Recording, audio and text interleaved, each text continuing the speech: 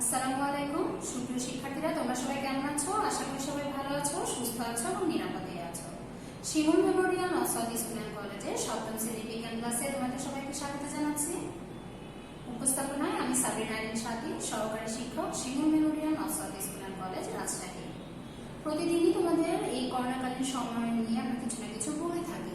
তো গতদিন আমি তোমাদের বলেছিলাম যে তোমরা তো স্বাস্থ্যবিধি মেনে চলছো, স্বাস্থ্যবিধি মেনে বাসায় আছো, বাইরে যাচ্ছ, সবকিছুই করছো। এর পাশাপাশি তোমরা যেটা করতে পারো, এই যে বিভিন্ন ভালো লাগার কাজগুলো করছো, এই যে সারাদিন তোমার কিভাবে কাটছে, এখন একটা অন্যরকম একটা সময় পার করছো, এগুলো তোমরা কি করো, একটা ডায়েরিতে লিপিবদ্ধ করো। সেটা হতে পারে তোমার একটা যেটা হার্ড কপি, সেটাতেও হতে পারে, অথবা সফট কপি হিসেবে তোমরা মোবাইলে, কম্পিউটারে, বিভিন্ন জায়গায়, ইভেন তোমরা অনেকে হয়তো সামাজিক যোগাযোগ মাধ্যম ইউজ করো, সেখানেও কি করতে পারো, সেখানেও তোমরা তোমাদের এই যে প্রতিদিনের প্রাথমিক জীবনের যে ঘটনাগুলো বা কিভাবে সময়গুলো কাটছে সেগুলো লিখে রাখতে পারো। আশা করি অনেকেই লিখছো। তাহলে কি হবে, দেখো যখন এই সংকটকালীন এই মুহূর্তটা কেটে যাবে, একটা সময় যখন তুমি এই জিনিসগুলো দেখবে, তখন কিন্তু তোমার ভালো লাগবে এবং তুমি তখন এই স্মৃতিগুলো ধরে রাখতে পারবে যে হ্যাঁ, এইরকম একটা সংকটকালীন সময় এসেছিল, সেই সময় আমরা এরকম সময় কাটাচ্ছিলাম। আর অবশ্যই আমি বরাবর যেটাই বলি, তোমরা কি করবে না, তোমরা বেশি রাত জাগবে না এবং ইলেকট্রনিক ডিভাইসগুলোর পিছনে বেশি সময় ব্যয় করবে না। তোমরা অনেকে ভাবছো যে পরীক্ষা তো হয়তো হবেই না, ইতিমধ্যে তোমরা অনেকেই হয়তো দেখেছো, প্রধানমন্ত্রীর ভাষণ দেখেছো, এটা ভেবে অনেকে ভাবতেছো যে ঠিক আছে, অটো পাস যদি হয়ে যায় পড়াশোনা করে কি করবো। ব্যাপারটা কিন্তু তা না। পরীক্ষা হোক না হোক সেটা বড় কথা না, সবচেয়ে বড় কথা হচ্ছে তুমি এই ক্লাসটা স্কিপ করে পরের ক্লাসে তো অবশ্যই যাবে। তুমি যখন ক্লাস 8-এ যাবে, তোমার যে 7-এর যে পড়াশোনাটা, সেই লেভেলটা যেখানে শেষ হয়েছে সেখান থেকে কিন্তু তোমার পরের লেভেলটা শুরু হবে। তাহলে তুমি যদি পড়াশোনাটা না করো, তাহলে তোমার এই সময়ে যে এই যে তোমার জ্ঞান অর্জনটা, সেটা কিন্তু ঘাটতি থেকে যাবে। আর সেই ঘাটতিটা তোমার এক বছরে পূরণ করা কিন্তু সম্ভব না, যে তুমি আগের ঘাটতি পূরণ করে আবার কি করবে, আবার যে ক্লাসটা তোমার রানিং চলবে সেই ক্লাসে পড়াশোনা করবে। তাই তোমাদের পরীক্ষার চিন্তাটা সবচেয়ে বড় মুখ্য না, এখন সব মুখ্য বিষয় হচ্ছে তোমরা যে জ্ঞান অর্জনটা আছে, যে শিক্ষার যে বিষয়টা আছে, শিখছো কিনা ঠিক মতো, সেটাই হচ্ছে বড় বিষয়। তোমরা সেটাই আনন্দ নিয়ে শিখো না। পরীক্ষা যেহেতু চিন্তাটা অত প্রেশার ক্রিয়েট করছে না তোমাদের মাথায় এখন, তো আনন্দ নিয়ে তোমরা পড়াশোনা করো এবং শিখো, জ্ঞান অর্জন করো। ওকে, আমরা ক্লাসে চলে যাই। আজকে আমাদের পাঁচের বিষয় প্রাকৃতিক পরিবেশ ও দূষণ, অধ্যায় 13। গতদিন আমরা এই অধ্যায়টাই পড়েছিলাম, প্রথম অংশ পড়েছিলাম। আজকে আমরা বাকি অংশটুকু পড়বো। শুরুতেই আমরা দেখে নিই শিক্ষণফলে কি কি রয়েছে। প্রথমে তোমরা দেখতে পাচ্ছ কি, যে শিক্ষণফলে রয়েছে বায়ু দূষণ সম্পর্কে জানতে পারবে, দূষণ প্রতিরোধ ও পরিবেশ সংরক্ষণ সম্পর্কে জানতে পারবে। গতদিন আমরা বিভিন্ন দূষণ সম্পর্কে পড়েছিলাম, আজকে বায়ু দূষণ সম্পর্কে পড়বো। এখন আমি দেখে নিই যে আজকে তোমাদের সাথে আমি কি কি বিষয় নিয়ে আলোচনা করব। শুরুতে দেখতে পাচ্ছ বায়ু দূষণের কারণ, বায়ু দূষণের প্রভাব, দূষণ প্রতিরোধ ও পরিবেশ সংরক্ষণ। তাহলে আমি বললাম যে আমরা মাটি দূষণ, পানি দূষণ সম্পর্কে গত অধ্যায়ে জেনেছিলাম, মানে গত ক্লাসে জেনেছিলাম। আজকে আমরা ওই অধ্যায়টা নিয়ে আলোচনা করছি। আজকে আমরা বায়ু দূষণ সম্পর্কে জানবো এবং ওভারঅল আমাদের যে দূষণগুলো আছে সেইগুলো কিভাবে প্রতিরোধ করা যায়, পরিবেশ কিভাবে সংরক্ষণ করা যায়, সবকিছু সম্পর্কে জানবো। তাহলে দেখো, এখানে আমরা প্রথমে দেখতে পাচ্ছি বায়ু দূষণের কারণ, তাই না? ছবি দেখে অলরেডি আইডেন্টিফাই করতে পেরেছো যে এটা বায়ু দূষণটা আসলে কিভাবে হয়। তো দেখো, বায়ু দূষণের অন্যতম কারণ কিন্তু এই যে আমাদের ধুলা বালি, কলকারখানার ধোঁয়া, তারপরে গাড়ির যে কালো ধোঁয়া রয়েছে, এটা কিন্তু মেন হচ্ছে কারণ হচ্ছে আমাদের বায়ু দূষণের। এছাড়া বিভিন্ন ভাবে হতে পারে। কিভাবে হতে পারে, আমরা বিভিন্ন জায়গায় ময়লা আবর্জনা ফেলে দিই না, এই যে বিভিন্ন জায়গায় ময়লা আবর্জনা ফেলে দিচ্ছি, দেখা যাচ্ছে নির্দিষ্ট স্থানে ফেলছি না, ময়লা আবর্জনার স্তূপ হয়ে যাচ্ছে, পচে যে গন্ধগুলো বের হচ্ছে, সেই গন্ধ থেকেও কিন্তু কি হতে পারে, বায়ু দূষণ হতে পারে। তাহলে আমরা যখন বায়ু দূষণের মুখ্য কারণগুলো দেখবো, তখন কিন্তু কি দেখবো, এই যে বিভিন্ন ক্ষতিকর গ্যাস, এর মধ্যে কি কি রয়েছে, sulphur dioxide, carbon monoxide, carbon dioxide, এগুলো কিন্তু বিভিন্ন ক্ষতিকর গ্যাস। তো এইগুলো যখন বায়ুতে মিশে যাচ্ছে, তখন কি হচ্ছে, বায়ুটা দূষিত হচ্ছে। এছাড়া দেখো, যানবাহন থেকেও এই ধোঁয়াটা আসছে, আবার শিল্প কারখানা থেকেও আসছে, আবার প্রচুর পরিমাণে ধুলাবালি ওঠে না, তো এইগুলো কিন্তু কি করছে, এগুলো আমাদের বায়ু দূষিত করছে। তাহলে আমরা দেখলাম বিভিন্ন কারণ। এখানে তোমরা দেখো গাড়ির কালো ধোঁয়ার ছবি দেখতে পাচ্ছ। গাড়ি থেকে আমাদের যে পেট্রোল, ডিজেল, বিভিন্ন ধরনের জ্বালানি ব্যবহার হয়, সেখানে কিন্তু প্রচুর কি হয়, কালো ধোঁয়া নির্গত হয়। আর সেই কালো ধোঁয়া থেকে কিন্তু আমাদের এই যে ক্ষতিকর বিভিন্ন গ্যাসের কথা আমি বললাম, সেগুলো গ্যাস বায়ুতে নির্গত হয়, আর তার ফলে কি হচ্ছে, বায়ু দূষিত হচ্ছে। এছাড়া দেখো, প্লাস্টিক বা পলিথিন পুরানো, আমরা অনেক সময় দেখি না ময়লা আবর্জনা পুড়িয়ে ফেলে। তো ময়লা আবর্জনার মধ্যে যদি তোমার প্লাস্টিক বা পলিথিন থাকে, এগুলো অনেক সময় কি করে, ইন্ডিভিজুয়ালি পুড়িয়ে ফেলে। তো প্লাস্টিক বা পলিথিন যখন পোড়ানো হবে, তখন কিন্তু ওই ধোঁয়া থেকে কার্বন মনোক্সাইড সব বিভিন্ন গ্যাসের কথা বলছি, এগুলো কিন্তু আমাদের শরীরের জন্য এবং জীব জগতের জন্য অনেক ক্ষতিকর। তাহলে আমরা কারণগুলো দেখে নিলাম। এখন আমরা দেখি বায়ু দূষণের প্রভাব, তাই না? তো বায়ু দূষণের প্রভাবের এখানে প্রথমে তোমরা একটা ছবি দেখতে পাচ্ছ যে নাক দিয়ে কি করছে। নাক দিয়ে প্রচুর পরিমাণে কি করছি, আমরা যে কালো ধোঁয়াগুলোর কথা বললাম সবকিছুই আমরা কি করছি, আমরা যে শ্বাস গ্রহণ করি, শ্বাস গ্রহণের সাথে কিন্তু এই যে আমরা অক্সিজেন সমৃদ্ধ বায়ুটা গ্রহণ করার জন্য আমরা শ্বাস গ্রহণ করছি, সেটা করতে গিয়ে আমরা কি করছি, সেটা করতে গিয়ে কিন্তু আমরা আমাদের হচ্ছে নাক দিয়ে কি করছি, এই যে প্রচুর পরিমাণে যে কালো ধোঁয়া রয়েছে সেটাই কিন্তু কি করছি, সেটাই আমাদের শরীরে গ্রহণ করে ফেলছি। তাহলে দেখো এই যে কালো ধোঁয়াটা আলটিমেটলি আমাদের শরীরে প্রবেশ করছে, এটা কিন্তু আমাদের শরীরের জন্য ক্ষতিকর। দেখো শ্বাসজনিত রোগ বা ক্যান্সার হতে পারে। তাহলে আমরা যেহেতু শ্বাস গ্রহণের সময় আমাদের নেওয়ার কথা ছিল কি অক্সিজেন সমৃদ্ধ বায়ু, কিন্তু অক্সিজেন সমৃদ্ধ বায়ু থেকে আমরা কি করছি, এই যে পরিবেশ যেহেতু দূষিত হয়ে যাচ্ছে, বায়ুতে বিভিন্ন ধরনের বিষাক্ত গ্যাস মিশে যাচ্ছে, সেই বিষাক্ত গ্যাসগুলো কিন্তু আমাদের বায়ুর মাধ্যমে কি করছে, আমাদের শরীরে বায়ুতে প্রবেশ করছে।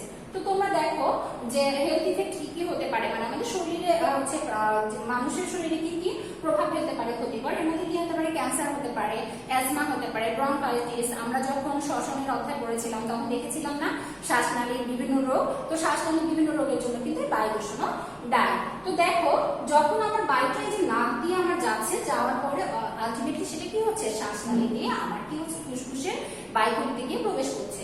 তো বায়ুথলিতে যেতে যেতে দেখো ব্রঙ্কাইটিস আমরা কি জানলাম, শ্বাসনালী যে প্রদাহ সেটা সৃষ্টি করছে। আবার বায়ুথলিতে যেটা রয়েছে, যেখানে গিয়ে আমাদের কি হচ্ছে, ফুসফুসের মাধ্যমে আমাদের অক্সিজেন সমৃদ্ধ যে বায়ু আছে সেটা গ্রহণ করছে, কার্বন ডাইঅক্সাইড সমৃদ্ধ যে বায়ুটা রয়েছে সেটা বাইরে কি করে দিচ্ছে, নির্গত করে দিচ্ছে।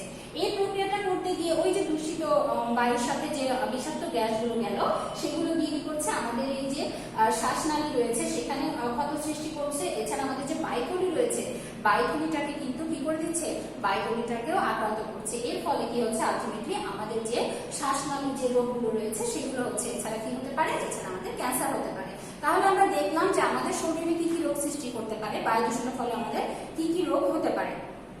এরপর দেখো পৃথিবীর তাপমাত্রা বৃদ্ধি পাচ্ছে।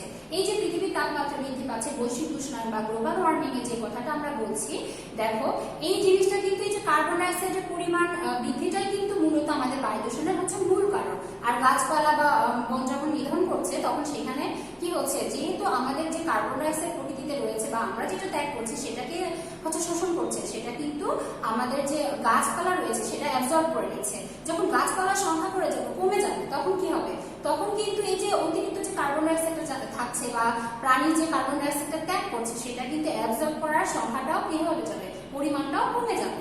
তো দেখো গ্লোবাল ওয়ার্মিংটা যখন হচ্ছে কার্বন ডাইঅক্সাইডের পরিমাণটা বেড়ে যাচ্ছে, আর আমরা জানি সূর্য থেকে যে পরিমাণ তাপ আমাদের পরিবেশে আসে বা পৃথিবীতে আসে তার সবটাই কিন্তু জীব জগতে কাজে লাগে না, উদ্ভিদ বা প্রাণীর যে অংশটুকু কাজে লাগে তারপরে যে বাকি অংশটুকু থাকে সেটা কিন্তু কি হয়, সেটা কিন্তু আবার বায়ুমণ্ডলে ফিরে যায়। কিন্তু যখন কার্বন ডাইঅক্সাইডের পরিমাণ বৃদ্ধি পাবে, অন্যান্য বিষাক্ত গ্যাসের পরিমাণ বৃদ্ধি পাবে, এই যে কার্বন ডাইঅক্সাইডের পরিমাণ যখন বৃদ্ধি পাবে, বায়ুমণ্ডলে যে লেয়ারটা রয়েছে, স্তরগুলো রয়েছে, সেখানে কিন্তু একটা আলাদা একটা স্তর তৈরি হবে, যার ফলে কি হবে না, এই যে অতিরিক্ত যে তাপমাত্রাটা রয়েছে সেটা কিন্তু আর বায়ুমণ্ডলে ফিরে যেতে পারবে না। আর বায়ুমণ্ডলে যখন ফিরে যেতে পারবে না তখন কি হবে, পৃথিবীটা ধীরে ধীরে উত্তপ্ত হবে। আর পৃথিবী যখন উত্তপ্ত হবে তখন সেটাকে আমরা কি বলছি, যে আমাদের যে পৃথিবীর তাপমাত্রা ধীরে ধীরে বেড়ে যাচ্ছে সেটাকে আমরা কি বলছি, সেটাকে আমরা বলছি বৈশ্বিক উষ্ণায়ন বা ইংলিশে আমরা কি বলছি, গ্লোবাল ওয়ার্মিং। তোমরা একটা ছবি দেখতে পাচ্ছ, ছবিতে এখানে দেখতে পাচ্ছ কি মনে হচ্ছে আগুনের শিখা চলছে। আসলে এই গ্লোবাল ওয়ার্মিং এ যেহেতু তাপমাত্রা বৃদ্ধি পাচ্ছে সেটাকে কিন্তু এটার সাথে কি করা হয়েছে, কম্পেয়ার করা হচ্ছে। এই যে আমি যে সূর্যের আলোর কথা বললাম, পৃথিবীতে আসছে, সূর্যের তাপটা পৃথিবীতে আসছে, আর এই যে কার্বন ডাইঅক্সাইডের পরিমাণ যখন বৃদ্ধি পাচ্ছে, বায়ুমণ্ডলে যখন এই যে আলাদা একটা লেয়ার সৃষ্টি করছে তখন কি হচ্ছে, তাপমাত্রা কিন্তু আর বাইরে চলে যেতে পারছে না। তাহলে আমরা দেখলাম যে গ্রিন হাউস ইফেক্টের যে ব্যাপারটা সেটা কিন্তু বায়ু দূষণের সাথে জড়িত। আর যখন পৃথিবীর তাপমাত্রা বৃদ্ধি পাবে তখন কি হবে, তখন অবশ্যই আমাদের এই যে হিমালয় পর্বত সব বিভিন্ন অঞ্চলে যে বরফ অঞ্চল রয়েছে সেগুলো কি হবে, বরফগুলো ধীরে ধীরে গলে যাবে। আর বরফ যখন গলে যাবে তখন কিন্তু সমুদ্রের পানির যে মিনিমাম একটা লেভেল রয়েছে বা উচ্চতা রয়েছে সেটা কিন্তু ধীরে ধীরে বৃদ্ধি পাবে। আর সমুদ্রের পানির উচ্চতা যদি বৃদ্ধি পায় তাহলে সেটা কি হবে, সেটা অবশ্যই আমাদের যে স্থলভাগ আছে সেটাকে প্লাবিত করবে। তাহলে আমরা দেখলাম যে বায়ু দূষণের ফলে কি কি ইফেক্ট করতে পারে। আরেকটা দেখো এখানে রয়েছে অ্যাসিড বৃষ্টি হতে পারে। তো অ্যাসিড বৃষ্টিটা আসলে কি, দেখো আমাদের এই যে আমরা বিভিন্ন ধরনের বিষাক্ত গ্যাসের কথা বললাম না, তার মধ্যে দেখো ছবিটা তোমরা ভালো করে খেয়াল করে দেখো, নাইট্রোজেন ডাইঅক্সাইড রয়েছে, সালফার ডাইঅক্সাইড রয়েছে, কার্বন মনোক্সাইড রয়েছে। তো আমার এই যে কলকারখানার ধোঁয়া থেকে যে সালফার ডাইঅক্সাইড, তারপর নাইট্রোজেন ডাইঅক্সাইড নির্গত হচ্ছে, এটা কি হচ্ছে, এটা তো অবশ্যই আমার কি হচ্ছে, বায়ুমণ্ডলের পরিবেশে উন্মুক্ত হয়ে যাচ্ছে। হওয়ার ফলে দেখো বায়ুমণ্ডলে যে জলীয় বাষ্প রয়েছে বা পানি রয়েছে, সেটার সাথে আবার কি হচ্ছে, এই সালফার ডাইঅক্সাইড, নাইট্রোজেন ডাইঅক্সাইড বিক্রিয়া করছে। দুটো একত্রিত হয়ে দেখো নাইট্রোজেন ডাইঅক্সাইড যখন পানির সাথে বিক্রিয়া করছে তখন নাইট্রিক অ্যাসিড উৎপন্ন করছে, সালফার ডাইঅক্সাইড যখন পানির সাথে বিক্রিয়া করছে বা জলীয় বাষ্পের সাথে বিক্রিয়া করছে তখন কি হচ্ছে, তখন সালফিউরিক অ্যাসিড উৎপন্ন করছে। যখন আমাদের এই যে বৃষ্টি হচ্ছে, বৃষ্টি হওয়ার সময় কি হচ্ছে, এই যে আমি বললাম যে পানির সাথে বা জলীয় বাষ্পের সাথে এই গ্যাসগুলো মিশ্রিত হয়ে অ্যাসিড তৈরি করছে, এগুলো কিন্তু এই যে নাইট্রিক অ্যাসিড, তারপরে সালফিউরিক অ্যাসিড, এগুলো কিন্তু কি, এগুলো হচ্ছে অনেক তীব্র একটা অ্যাসিড। কিন্তু যখন আমার বৃষ্টি এসে পানির সাথে পরিবেশে ফিরে আসছে, আমরা জানি যে পানি যখন মিক্স হবে তখন কিন্তু কি হবে, অ্যাসিডের তীব্রতাটা কমে যাবে। তো যখন এই অ্যাসিড বৃষ্টিটা হচ্ছে তখন আমরা হয়তো দেখছি যে কি ব্যাপার, অ্যাসিড বৃষ্টি হচ্ছে, তাহলে তো অ্যাসিড যখন কোথাও পড়ে সঙ্গে সঙ্গে ক্ষত সৃষ্টি হয় বা জায়গাটা পুড়ে যায়, কিন্তু সঙ্গে সঙ্গে এই ইফেক্টটা আমরা কেন টের পাই না, কারণ যখন বৃষ্টির পানির সাথে পড়ছে এটার যে তীব্রতা এটা কিন্তু কমে যাচ্ছে। তাই যখন পড়ছে সাথে সাথে এটার ইফেক্টটা আমরা না বুঝতে পারলেও ধীরে ধীরে কিন্তু এই ইফেক্টটা বোঝা যায়।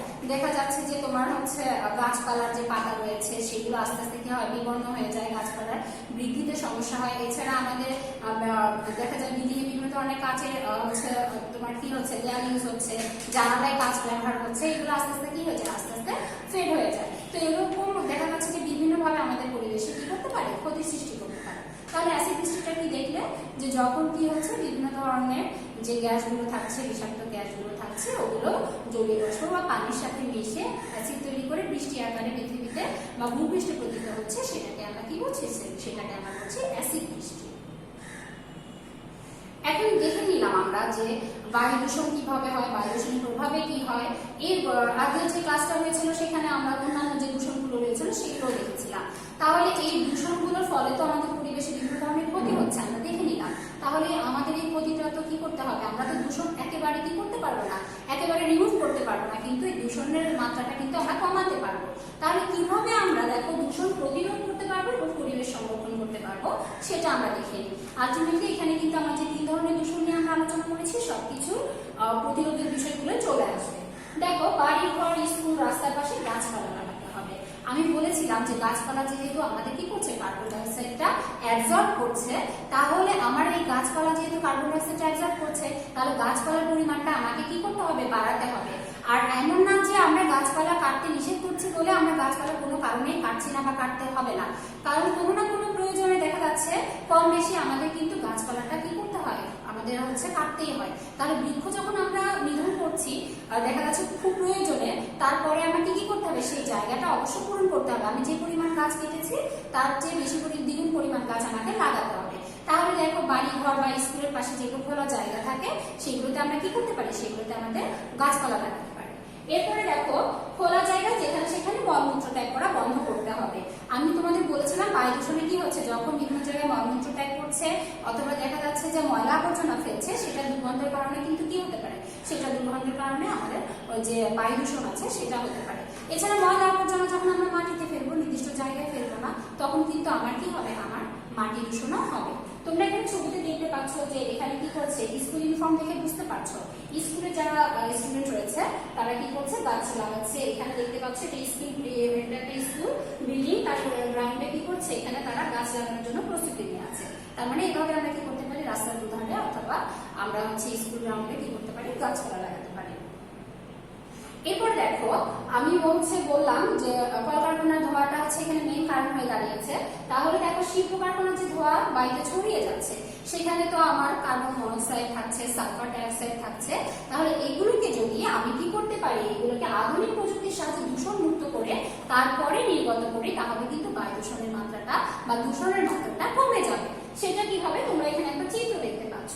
এটা হচ্ছে একটা আধুনিক প্রযুক্তি যেটার মাধ্যমে কি হচ্ছে, এখানে দেখো ডার্টি যেগুলো গ্যাস আছে, মানে যেগুলো আমার আমি কলকারখানায় যখন আমার উৎপাদন করছে যেগুলো তোমার দেখা যাচ্ছে বিষাক্ত গ্যাস সমৃদ্ধ যে বায়ুটা রয়েছে সেটা যখন এই যে এটার মধ্যে প্রবেশ করছে, তারপর বিভিন্ন প্রক্রিয়ার মাধ্যমে ধাপে ধাপে আলটিমেটলি দেখো এখান দিয়ে ক্লিন গ্যাস হচ্ছে নির্গত হচ্ছে, মানে বিশুদ্ধ যে গ্যাসটা থাকছে যেটার মধ্যে কি নেই কার্বন মনোক্সাইড বা সালফার ডাইঅক্সাইডের মতো বিষাক্ত গ্যাসগুলো নেই, সেটা নির্গত হবে। তো শিল্প কারখানায় যদি আমরা এই ধরনের যন্ত্র স্থাপন করি, এই আধুনিক যন্ত্রগুলো, তাহলে কি হবে?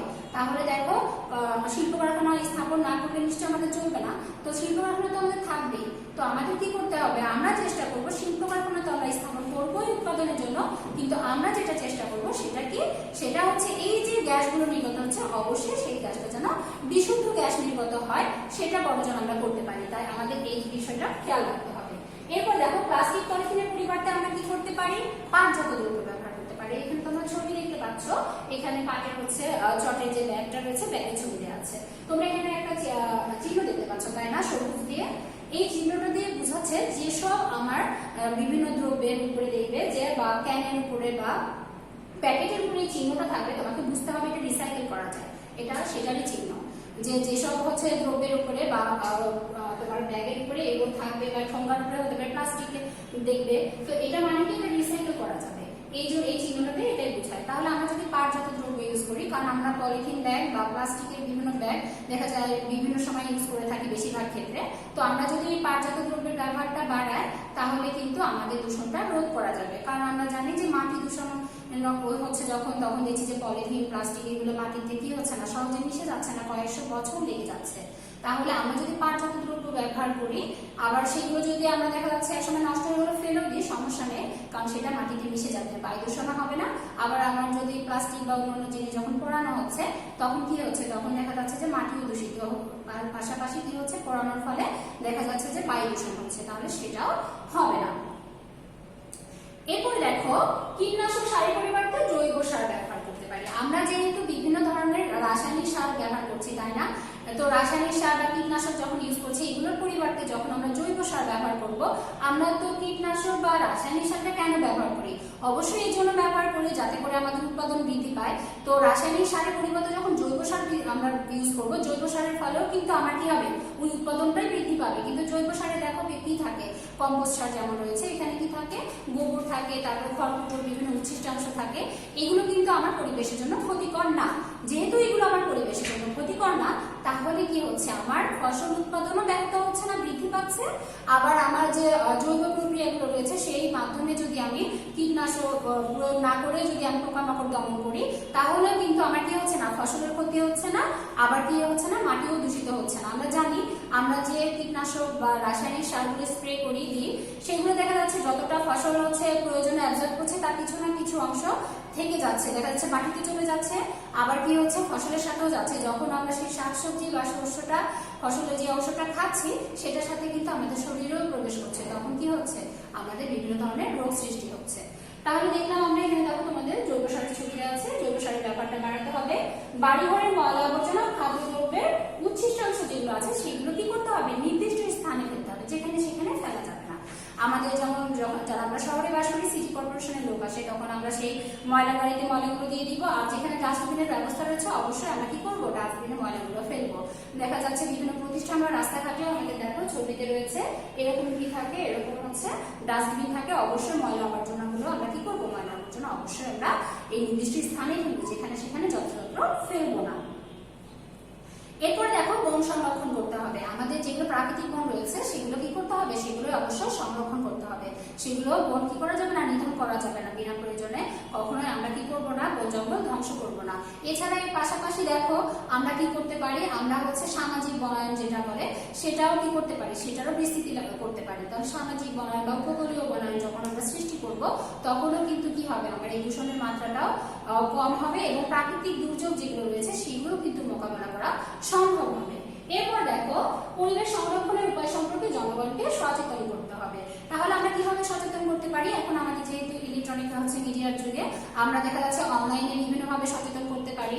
তারপরে আমাদের যেগুলো নিউজ পোর্টাল রয়েছে সেখানে বিভিন্নভাবে নিউজ করে সচেতনতা বৃদ্ধি করা যেতে পারে, মানুষকে জানানো যেতে পারে যে কিভাবে পরিবেশ দূষিত হচ্ছে আর কি না করলে পরিবেশ দূষণ হবে না, কিভাবে পরিবেশটা সংরক্ষণ করা যায়, এ সম্পর্কে কি করতে হবে, অবশ্যই আমরা কি করব, আমরা জনগণকে সচেতন করতে পারবো। এক্ষেত্রে অনেক সময় দেখা যাচ্ছে পোস্টার লাগিয়ে লিফলেট বিতরণ করেও করা যায়। তোমরা এখানে একটা ছবি দেখতে পাচ্ছ, ওয়ার্ল্ড এনভায়রনমেন্ট ডে। তো এটা দেখো, এটা কিন্তু একটা সচেতনতারই একটা অংশ। ছবিটা দেখে দেখো এখানে যে লোগোটা রয়েছে, লোগোটা দেখলে কিন্তু বোঝা যাচ্ছে যে এখানে আসলে কি ইন্ডিকেট করছে। এখানে একটা গ্রিন ওয়ার্ল্ডকে ইন্ডিকেট করছে, তাই না? তো দেখো এই যে 5 জুন আমাদের ওয়ার্ল্ড এনভায়রনমেন্ট ডে পালিত হয়, এটার মূল উদ্দেশ্য কি?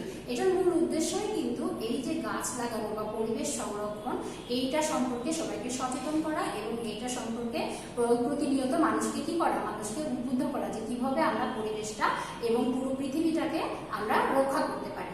তাহলে আমরা দেখে নিলাম কিভাবে বায়ু দূষণ হয় এবং দূষণ কিভাবে রোধ করা যায়, পরিবেশ সংরক্ষণ করা যায়। আজকের ক্লাস আমাদের এতটুকুই ছিল। আশা করি দুটো ক্লাসই তোমরা মনোযোগ সহকারে করেছো। দুটো ক্লাস মিলে যেহেতু আমার এই একটা অধ্যায় শেষ হলো, তো এখন আমার এখানে কিছু মূল্যায়নের প্রশ্ন রয়েছে, আমি দেখি তোমরা পাচ্ছ কিনা, যদিও আমি উত্তরগুলো বলে দিব। দেখো, বায়ু দূষণের অন্যতম কারণ কি? তাহলে বায়ু দূষণের অন্যতম কারণ কি? কার্বন ডাই অক্সাইডের পরিমাণ বৃদ্ধি। এরপর দেখো, অ্যাসিড বৃষ্টি কি? অ্যাসিড বৃষ্টিটা কি আমি তোমাদের দেখালাম, কিছুক্ষণ আগে ছবি দিয়েও দেখালাম। অ্যাসিড বৃষ্টি হচ্ছে এই যে আমাদের বিভিন্ন ধরনের কলকারখানা ধোঁয়া থেকে বিভিন্ন ধরনের বিষাক্ত গ্যাস নির্গত হচ্ছে, এইসব গ্যাস যখন জলীয় বাষ্প বা পানির সাথে মিশ্রিত হয়ে অ্যাসিড আকারে বৃষ্টি রূপে আমাদের ভূপৃষ্ঠে পতিত হচ্ছে, এটাকে আমরা কি বলছি? অ্যাসিড বৃষ্টি বলছি। এরপরে দেখো, বায়ু দূষণের ফলে কি রোগ হয়? বায়ু দূষণের ফলে আমরা দেখলাম যে ব্রঙ্কাইটিস, তারপরে ক্যান্সার সব বিভিন্ন ধরনের রোগ হয়। আগামী দিন তোমাদের অধ্যায়ের কার্ড এক্সাম রয়েছে, আশা করি বাসায় খুব ভালোভাবে কার্ড এক্সাম করে দিবে। অবশ্যই হোয়াটসঅ্যাপে যে সলভগুলো যাচ্ছে সেটার সাথে মিলিয়ে নেবে। আর আমি শুরুতে একটা কথা বলেছি, পরীক্ষা হোক বা না হোক এটা বড় কথা নয়, তোমাকে কি করতে হবে, তুমি যে সপ্তম শ্রেণীতে ছিলে, এই সপ্তম শ্রেণীর যে জ্ঞানটুকু পাঠ্যপুস্তকে সেটা তোমাকে অবশ্যই অর্জন করতে হবে। তাছাড়া যখন তুমি অষ্টম শ্রেণীতে উঠবে তখন কিন্তু এই লেভেলটা কাভার আপ করতে পারবে না, তখন এই যে জ্ঞানের ঘাটতিটা সেটা কিন্তু থেকেই যাবে। তাই পরীক্ষাকে মুখ্য না ভেবে জ্ঞান অর্জনটাকে মুখ্য ভাবো। আজকের ক্লাস এতটুকুই ছিল, আগামী ক্লাসে আনন্দ জানিয়ে এখানে শেষ করছি। আল্লাহ।